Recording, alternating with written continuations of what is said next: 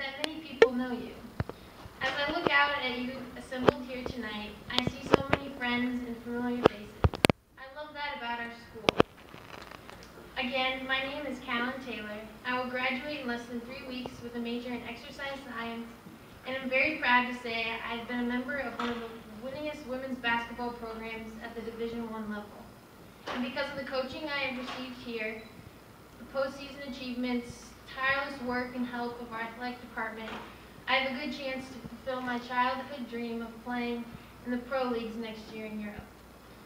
I was planning on saying a few Dorothy or Kansas jokes, but Chip from the men's hockey team already beat me to it at last year's banquet, so there goes my icebreaker. And if you know me well, you know I'm pretty terrified right now.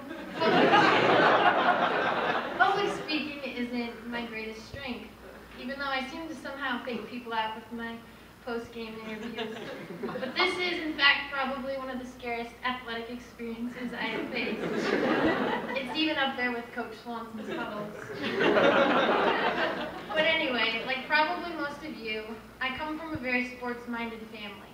More often than not, we are drawn to the world of sports because our parents or siblings are sports-minded. My dad played and coached college tennis. My brother was a two-sport athlete in college, playing both soccer and basketball. My sister is one of the most dedicated, finely tuned athletes I know as a professional ballerina. I did some dance myself, and believe me, I am as much in awe of the athleticism of our dance team and cheerleaders as they are when they cheer for a perfect route in football, power play in hockey, corner kicking in soccer, or alley-oop in basketball. But the most influential family member would have to be my mom, who taught me the purity of sports. My mom is the most positive fan I know. She loves the game itself, whether it's on a field, court, or on the ice. She supports the players on both teams. She is the embodiment of the saying, "It is not important if you win or lose, but how you play the game." She appreciates the aesthetic beauty of sports. Far be it for me to give advice to all of you, but I do request that you reflect, as I have, in preparing these remarks about how important our parents have been in our sports lives.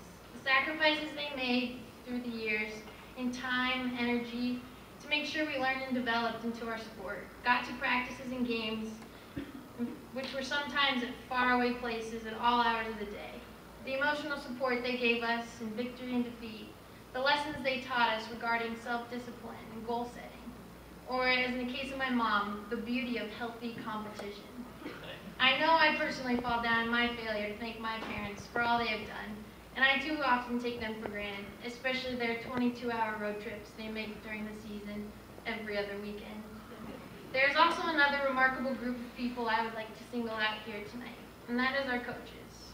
Most notable are our pioneer head coaches, assistant coaches, and GAs. Mine are known in the locker room as Swanee, HG, Guido, Jenna, and KB. Let's be honest here. Sometimes the sport within the sport can be complaining about our coaches after a particularly tough practice, or their blunt appraisal of one's third turnover since the last time out. But the demands of coaching again in time, personal energy, with the glaring spotlight from the public, are difficult. Coaches are to be admired, respected, and thanked. They have all prepared us for the next steps in life, and because of them, we will all be equipped for whatever comes at us, even if it isn't a basketball or a hockey puck. I want to make one more important reference to my mom.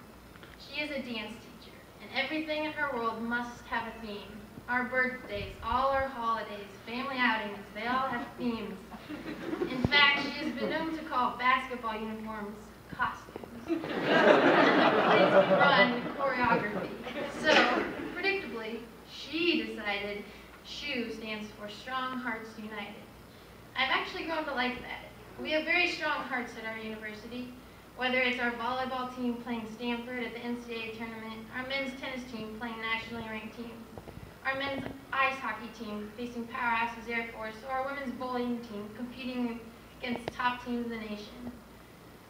A Sacred Heart pioneer always believes he or she can triumph, and you will never beat us without a fight. I love that about all of us. And if you are an opponent of a Sacred Heart team or player, you are competing against all of us because we rally to each other's sides in big games. We are indeed Strong Hearts United. My basketball team this year won the NEC championship in large part, I am convinced, because of our fans, cheerleaders, pep band, and student body making their effort to cheer us on.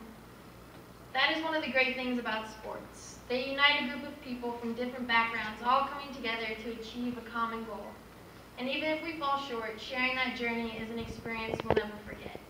They can also teach some of the most fundamental and important human values: dedication, perseverance, hard work, and teamwork. It also teaches us how to handle our success and cope with our failure. So perhaps the greatest glory of sport is that it teaches us so much about life itself. As I thank all at our university who make our athletic program possible, I want to start out with our super fan, Father Jerry,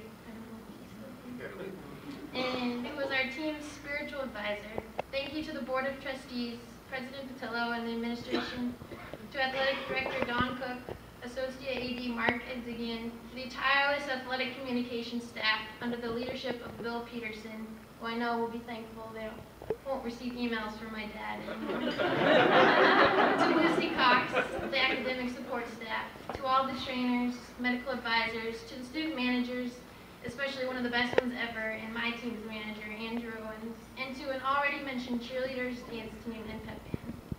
I, like most of you, will never forget and forever cherish my 125 games as a Pioneer, my second home, the Pit, all the summers, early morning workouts, breaks spent on campus where no one's around, late night bus rides where you're debating on whether or not to finish your paper or sleep, having to study or do homework after a tough loss, off-season workouts that test your true love for your sport, all my coaches, my teammates, all of you fellow athletes with our strong hearts united, and a university that is well named as sacred. Thank you, and forever and always, go Pioneers.